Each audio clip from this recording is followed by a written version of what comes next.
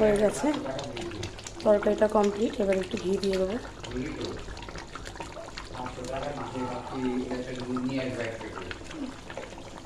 তুমি এত বেশি কথা বলবে। দিয়ে দেবো গরম মশলা, লাগবে একটু ধনে পাতা, ব্যাস। মাছে একটু এখন নুন হলুদটা মাখিয়ে নেব। রান্না করা হবে কাতলা কালিয়া, ঠিক আছে। তার কিছুটা সরঞ্জাম, এখানে টক দই রয়েছে,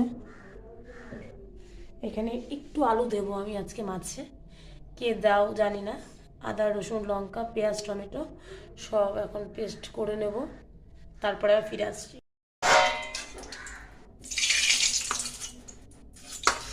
তেল গরম হয়ে গেছে,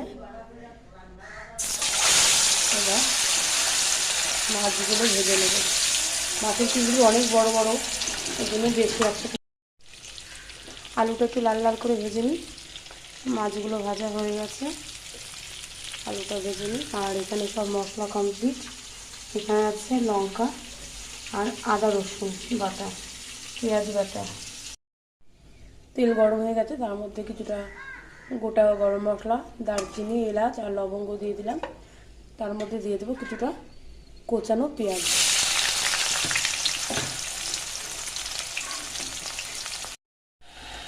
এবার পেঁয়াজটা কিছুটা ভাজা হয়ে গেছে, একটু পরিমাণে পেঁয়াজটা একটু বেশিই লাগে, যাই হোক।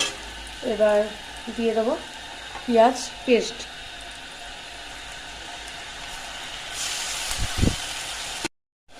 পেঁয়াজটা ভাজা ভাজা হয়ে গেছে, এবার এখানে আদা রসুন লঙ্কা একসাথে পেস্ট করা আছে, এটাও দিয়ে দিলাম। এখানে কিছুটা মশলা আমি গুছিয়ে নেব।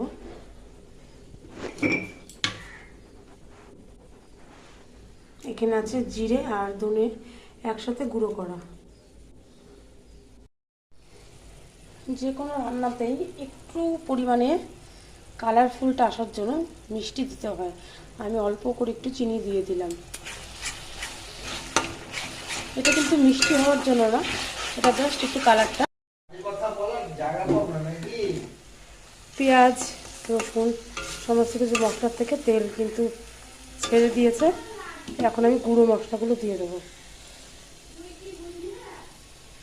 এবার যখন আমি টক দইটা দেবো, দেখো তেল তো ছেড়ে দিয়েছে, গ্যাসটা কিন্তু একদম ঢিমে আজে দিয়ে, তারপরে যেহেতু আমি দইটাকে একটু ফেটিয়ে নিয়েছি, দেখেছেন মিক্সি